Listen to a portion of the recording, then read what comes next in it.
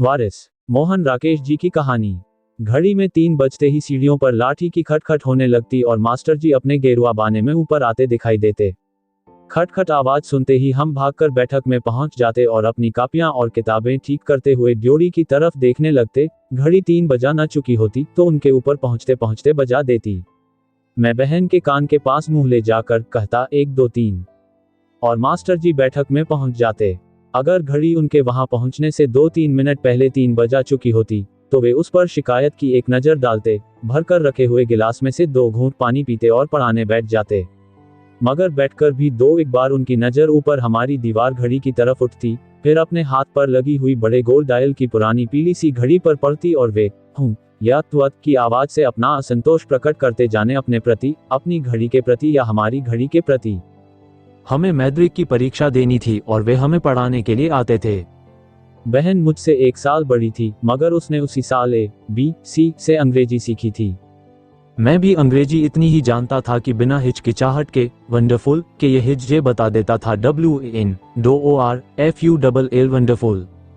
Master जी कविता बहुत उत्साह के साथ पढ़ाते थे। वे टेनिसन, ब्राउनिंग और स्कॉट की पंक्तियों की व्याख्या करते हुए जैसे कहीं और ही पहुंच जाते थे। उनकी आंखें चमकने लगती थीं और दोनों हाथ हिलने लगते थे। भाषा उनके मुंह से ऐसी निकलती थी जैसे खुद कविता कर रहे हों। मुझे कई बार कविता की पंक्ति तो समझ में आ जाती थी, उनकी व्याख्या समझ में नहीं आती। मैं मेज के नीचे से बहन के टखनों पर ठोकर मारने लगता। ऊपर से चेहरा गंभीर बनाए रहता। ठोकर मारना इसलिए जरूरी था कि अगर मैं उसे ध्यान से पढ़ने देता तो वह बीच में मास्टर जी से कोई सवाल पूछ लेती थी, जिससे जाहिर होता था कि बात उसकी समझ में आ रही है और इस तरह अपनी हतक होती थी। कविता पढ़ाकर मास्टर जी हमसे अनुवाद कराते। अनुवाद के पैसेज वे किसी किताब में से नहीं देते थे, जबानी लिखाते थे। उनमें कई बड़े बड़े शब्द होते जो अपनी समझ में ही न आते, वे लिखाते। भावना जीवन की हरियाली है। भावना विहीन जीवन एक मरुस्थल है जहां कोई अंकुर नहीं फूटता। हम पहले उनसे भावना की अंग्रेजी पूछते, फिर अनुवाद करते। Sentiment is life, so vegetable, sentimentless life is a desert where grass does not grow.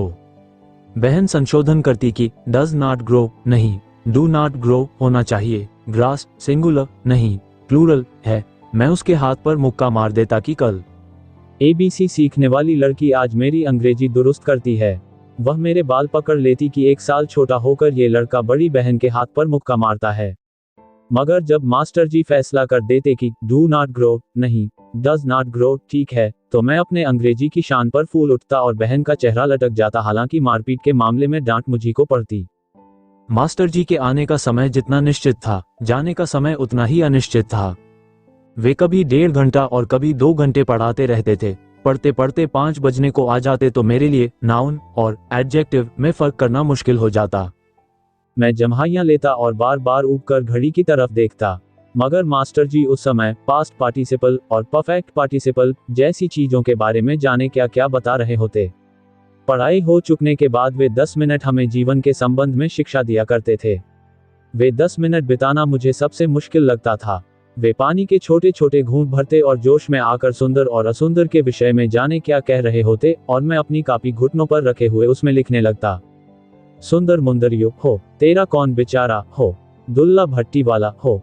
बहन का ध्यान भी मेरी कॉपी पर होता क्योंकि वह आंख के इशारे से मुझे ये सब करने से मना करती। कभी वह इशारे से धमकी देती कि मास्टर जी से मेरी शिकायत कर देगी। मैं आंखों ही आंखों से उसकी खुशामद कर लेता। जब मास्टर जी का सबक खत्म होता और उनकी कुर्सी च्यां की आवाज करती हुई पीछे को हटती तो मेरा दिल खुशी से उछलने लगता। सीढ़ियों पर खटखट की आवाज समाप्त होने से पहले ही मैं पतंग और डोर लिए हुए ऊपर कोठे पर पहुंच जाता और आबो काटा काटा ईबो का नारा लगा देता। मास्टर जी के बारे में हम ज्यादा नहीं जानते थे, यहाँ तक कि उनके नाम का भी हमें नहीं पता था। एक दिन अचानक ही वे पिताजी के पास बैठक में आ पहुंचे थे। उन्होंने कहा था कि एक भी पैसा न होने से वे बहुत तंगी में हैं, मगर वे किसी से खैरात नहीं लेना चाहते, काम करके रोटी खाना चाहते हैं। उन्होंने बताया कि उन्होंने कलकत्ता यूनिवर्सिटी से BL किया है और बच्चों को बंगला और पंजाबी पढ़ा सकते हैं। पिताजी हम दोनों की अंग्रेजी की योग्यता से पहले ही आतंकित थे, इसलिए उन्होंने उसी समय से उन्हें हमें पढ़ाने के लिए रख लिया। कुछ दिनों बाद वे उन्हें और ट्यूशन दिलाने लगे तो मास्टर जी ने मना कर दिया। वे हमारे घर से थोड़ी दूर एक गंदी सी गली में 4 रुपये महीने की एक कोठरी लेकर रहने लगे थे। ये वे पूछने पर भी नहीं बताते थे कि बीएल करने के बाद उन्होंने प्रैक्टिस क्यों नहीं की और घर बार छोड़कर गेरुआ क्यों धारण कर लिया। वे बस उत्तेजित से पढ़ाने आते और उसी तरह उत्तेजित से उठकर चले जाते। एक दिन घड़ी ने 3 बजाए तो हम लोग रोज की तरह भागकर बैठक में पहुंच गए और दम साध कर अपनी अपनी कुर्सी पर बैठ गए। मगर काफी समय गुजर जाने पर भी सीढ़ियों पर खट-खट की आवाज सुनाई नहीं दी। 1 मिनट, 2 मिनट, 10 मिनट। हम लोगों को हैरानी हुई, मुझे खुशी भी हुई। 4 महीने में मास्टर जी ने पहली बार छुट्टी की थी। इस खुशी में मैं अंग्रेजी की कॉपी में थोड़ी ड्राइंग करने लगा। बहन से बी और एफ हमेशा एक से लिखे जाते थे, वह उनके अंतर को पकाने लगी। मगर यह खुशी ज्यादा देर न रही। सहसा सीढ़ियों पर खटखट सुनाई देने लगी, जिससे हम चौंक गए और निराश भी हुए। मास्टर जी अपने रोज के कपड़ों के ऊपर एक मोटा गेरुआ कंबल लिए बैठक में पहुंच गए। मैंने उन्हें देखते ही अपनी बनाई हुई ड्राइंग फाड़ दी। वे हांफते से आकर आराम कुर्सी पर बैठ गए और 2 घूंट पानी पीने के बाद पोएट्री की किताब खोलकर पढ़ाने लगे। Tell me not in mournful numbers, life is but an empty dream. मैंने देखा उनका सारा चेहरा एक बार पसीने से भीग गया और वे सिर से पैर तक कांप गए। कुछ देर वे चुप रहे, फिर उन्होंने गिलास को छुआ मगर उठाया नहीं। उनका सिर झुककर बाहों में आ गया और कुछ देर वहीं पड़ा रहा। उस समय मुझे ऐसा लगा जैसे मेरे सामने सिर्फ कंबल में लिपटी हुई एक गांठ ही पड़ी हो। जब उन्होंने चेहरा उठाया तो मुझे उनकी नाक और आंखों के बीच की झुर्रियां बहुत गहरी लगी। उनकी आंखें झपटी और कुछ देर बंद ही रहती, फिर जैसे प्रयत्न से खुलती। वे होठों पर जबान फेर कर फिर पढ़ाने लगते। For the soul is dead that slumbers, and things are not what they seem. मगर उसके साथ उनका सिर फिर झुक जाता। मैंने डरी हुई सी नजर से बहन की तरफ देखा। मास्टर जी, आज आपकी तबीयत ठीक नहीं है, बहन ने कहा। आज हम और नहीं पढ़ेंगे। नहीं पढ़ेंगे, ये सुनकर मेरे दिल में खुशी की लहर दौड़ गई, मगर उस हिलती हुई गठरी को देखकर डर भी लग रहा था। मास्टर जी ने आंखें उठाई और धीरे से कुछ कहा। फिर उन्होंने पुस्तक की तरफ हाथ बढ़ाया तो बहन ने पुस्तक खींच ली। कुछ देर मास्टर जी हम लोगों की तरफ देखते रहे जैसे हम उनसे बहुत दूर बैठे हों और वे हमें ठीक से पहचान न पा रहे हों। फिर एक लंबी सांस लेकर चलने के लिए उठ खड़े हुए। पूरे 4 सप्ताह वे टाइफाइड में पड़े रहे। उन दिनों मेरी ड्यूटी लगाई गई कि मैं कोठरी में जाकर उन्हें सूप वगैरह दे आया करूं। वैद्य जी के पास जाकर उनकी दवाई अवाई भी मुझे ही लानी होती थी। मेरा काफी समय उनकी कोठरी में बीतता। वे अपने कंबल में लिपटकर चारपाई पर लेटे हुए हाय हाय करते रहते और मैं ऊपर नीचे होते हुए कंबल के रोयों को देखता रहता। कभी मिट्टी के फर्श पर या स्याह पड़ी हुई दीवारों पर उंगली से तस्वीरें बनाने लगता। कोठरी निहायत बोसीदा थी और उसमें चारों तरफ से पुरानी सीलन की गंध आती थी। दीवारों का पलस्तर जगह जगह से उखड़ गया था और कुछ जगह उखड़ने की तैयारी में ईंटों से आगे को उभर आया था। मुझे उस पलस्तर में तरह तरह के चेहरे नजर आते। पलस्तर का कोई टुकड़ा झड़कर खप से नीचे आ गिरता तो मैं ऐसे चौंक जाता जैसे मेरी आंखों के सामने किसी मुर्दा चीज में जान आ गई हो। कभी मैं उठकर खिड़की के पास चला जाता। खिड़की में सलाखों की जगह बांस के टुकड़े लगे थे। गली से उठती हुई भयानक दुर्गंध से दिमाग फटने लगता। वह गली जैसे शहर का कूड़ा घर थी। एक मुर्गा गली के कूड़े को अपने पैरों से बिखेरता रहता और हर 8-10 मिनट के बाद जोर से बांग दे देता। मास्टर जी के पास ज्यादा सामान नहीं था, पर जो कुछ भी था उसे देखने को मेरे मन में बहुत उत्सुकता रहती थी। एक दिन जब थोड़ी देर के लिए मास्टर जी की आंख लगी तो मैंने कोठरी के सारे सामान की जांच कर डाली। कपड़ों के नाम पर वही चंद चित्रे थे जो हम उनके शरीर पर देखा करते थे। डंडे और कमंडल के अतिरिक्त उनकी संपत्ति में कुछ पुरानी फटी हुई पुस्तकें थीं जिनमें से केवल भगवद गीता का शीर्षक ही मैं पढ़ सका। शेष पुस्तकें बंगला में थीं। एक पुस्तक के बीच में एक लिफाफा रखा था जिस पर 7 साल पहले की हावड़ा और मिदनापुर की मोहरें लगी थीं। मैंने डरते डरते लिफाफे में से पत्र निकाल लिया। ये भी बंगला में था। बीच में कोई शब्द अंग्रेजी का था। Standard means over confidence disgusting hello. मैंने जल्दी से पत्र वापस लिफाफे में रख दिया। पुस्तकों के अतिरिक्त कुछ पुराने और नए फुलस्केप कागज थे जिन पर बंगला और अंग्रेजी में बहुत कुछ लिखा हुआ था। वे कागज अभी मेरे हाथों में ही थे कि मास्टर जी की आंख खुल गई और वे खांसते हुए उठकर बैठ गए। मैं कांपते हुए हाथों से कागज रखने लगा तो वे पहले मुस्कुराए और फिर हंसने लगे। इन्हें इधर ले आओ, वे बोले। मैं अपराधी की तरह कागज लिए हुए उनके पास चला गया। उन्होंने कागज मुझसे ले ली और मुझे पास बिठाकर मेरी पीठ पर हाथ फेरने लगे। जानते हो इन कागजों में क्या है? उन्होंने बुखार के कारण कमजोर आवाज में पूछा। नहीं, मैंने सिर हिलाया। यह मेरी सारी जिंदगी की पूंजी है, उन्होंने कहा और उन कागजों को छाती पर रखे हुए लेट गए। लेटे लेटे कुछ देर उन्हें उथल पुथल कर देखते रहे, फिर उन्होंने उन्हें अपनी दाईं ओर रख लिया। कुछ देर वे अपने में खोए रहे और जाने क्या सोचते रहे। फिर बोले, बच्चे, जानते हो मनुष्य जीवित क्यों रहना चाहता है? मैंने सिर हिला दिया कि नहीं जानता। अच्छा, मैं तुम्हें बताऊंगा कि मनुष्य क्यों जीवित रहना चाहता है और कैसे जीवित रहता है। मैं तुम्हें और भी बहुत कुछ बताना चाहता हूँ, मगर अभी तुम छोटे हो। जरा बड़े होते तो खैर अब भी जो कुछ बता सकता हूँ, जरूर बताऊंगा। तुम मेरे लिए मेरे अपने बच्चे की तरह हो, तुम दोनों ही मेरे बच्चे हो। उन्होंने मेरा हाथ पकड़ लिया।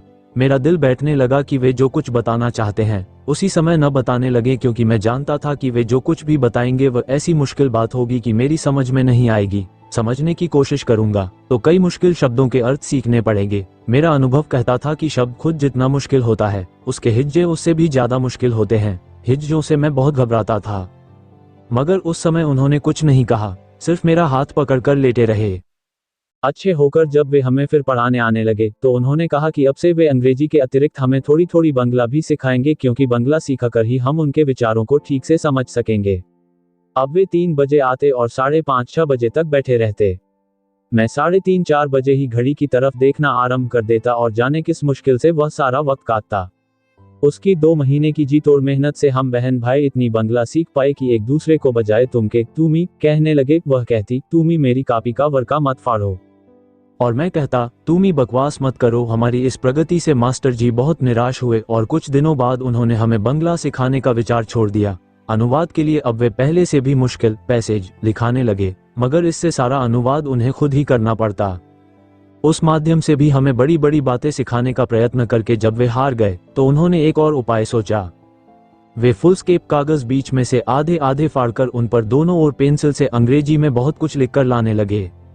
बहन के लिए वे अलग कागज लाते और मेरे लिए अलग। उनका कहना था कि वे रोज उन कागजों में हमको एक एक नया विचार देते हैं जिसे हम अभी चाहे न समझें, बड़े होने पर जरूर समझ सकेंगे, इसलिए हम उन कागजों को अपने पास संभाल कर रखते जाएं। पहले 6-8 दिन तो हमने कागजों की बहुत संभाल रखी, मगर बाद में उन्हें संभाल कर रखना मुश्किल होने लगा। अक्सर बहन मेरे कागज कहीं से गिरे हुए उठा लाती और कहती कि कल वह मास्टर जी से शिकायत करेगी। मैं मुंह बिचका देता। एक दिन मैंने देखा, अलमारी में सिर्फ बहन के कागज ही तह किए रखे हैं, मेरा कोई कागज नहीं है।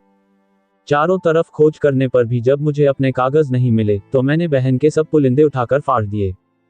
इस पर बहन ने मेरे बाल नोच लिए, मैंने उसके बाल नोच लिए।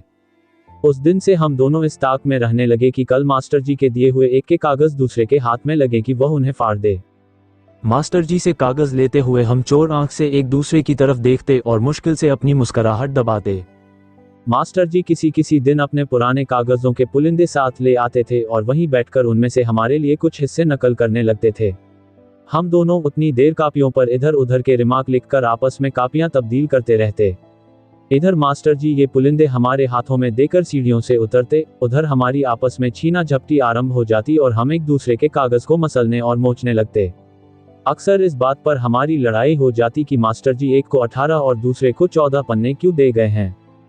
परीक्षा में अब थोड़े ही दिन रह गए थे। पिताजी ने एक दिन हमसे कहा कि हम मास्टर जी को अभी से सूचित कर दें कि जिस दिन हमारा अंग्रेजी का बी पेपर होगा उस दिन तक तो हम उनसे पढ़ते रहेंगे, मगर उसके बाद उस दिन मास्टर जी के आने तक हम आपस में झगड़ते रहे कि हम में से कौन उनसे यह बात कहेगा।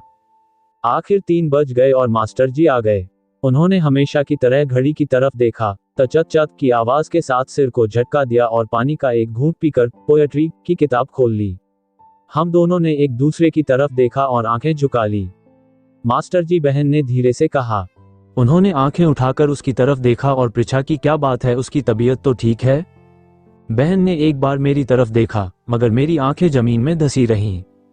मास्टर जी, पिताजी ने कहा है, और उसने रुकते रुकते बात उन्हें बता दी। क्या मैं नहीं जानता? माथे पर त्योरियां डालकर सहसा उन्होंने कड़े शब्दों में कहा। मुझे ये बताने की क्या जरूरत थी, और वे जल्दी जल्दी कविता की पंक्ति पढ़ने लगे। Shades of night were falling fast, when through an alpine village passed. एयूथ सहसा उनका गला भरा गया। उन्होंने जल्दी से 2 घूंट पानी पिया और फिर से पढ़ने लगे। Shades of night were falling fast. उस दिन पहली बार उन्होंने जाने का समय जानने के लिए भी घड़ी की तरफ देखा। पूरे 4 बजते ही वे कागज समेटते हुए उठ खड़े हुए। अगले दिन आए, तो आते ही उन्होंने हमारी परीक्षा की डेट शीट देखी और बताया कि जिस दिन हमारा बी पेपर होगा उसी दिन वे यहाँ से घले जाएंगे। उन्होंने निश्चय किया था कि वे कुछ दिन जाकर गरुड़ चट्टी में रहेंगे, फिर उससे आगे घने पहाड़ों में चले जाएंगे, जहां से फिर कभी लौटकर नहीं आएंगे। उस दिन उनसे पढ़ते हुए न जाने क्यों मुझे उनके चेहरे से डर लगता रहा। हमारा बी पेपर हो गया। मास्टर जी ने कांपते हाथों से हमारा पर्चा देखा। उन्होंने जो कुछ पूछा मैंने उसका सही जवाब बता दिया। मैं हाल से निकलकर हर सवाल के सही जवाब का पता कर आया था। बहन जवाब देने से अटकती रही। मास्टर जी ने मेरी पीठ थपथपाई, पानी पिया और चले गए। मगर शाम को वे फिर आए। पिताजी से उन्होंने कहा कि वे जाने से पहले एक बार बच्चों से मिलने आए हैं। हम दोनों को अंदर से बुलाया गया। मास्टर जी ने हमसे कोई बात नहीं की, सिर्फ हमारे सिर पर हाथ फेरा और अच्छा कहकर चल दिए। हम लोग उनके साथ साथ ड्योढ़ी तक आए। वहां रुककर उन्होंने मेरी ठोड़ी को छुआ और कहा, अच्छा मेरे बच्चे, और कांपते हाथ से उन्होंने किसी तरह अपना भूरा सा फाउंटेन पेन जेब से निकाला और मेरे हाथ में दिया। रख लो, उन्होंने ऐसे कहा जैसे मैंने उसे लेने से इनकार किया हो। बहुत अच्छा तो नहीं है, मगर काम करता है। मुझको अब इसकी जरूरत नहीं पड़ेगी। तुम अपने पास रस छोड़ना या फेंक देना। उनकी आंखें भर आई थी, इसलिए उन्होंने मुस्कुराने का प्रयत्न किया और मेरा कंधा थपथपाकर खटखट सीढ़ियां उतर गए। बहन स्पर्धा की दृष्टि से मेरे हाथ में उस फाउंटेन पेन को देख रही थी। मैंने उसे अंगूठा दिखाया और पेन खोलकर उसके निब की जांच करने लगा, मगर उसके कुछ ही दिन बाद वह निब मुझसे टूट गया और फिर वह पेन भी जाने कहाँ खो गया।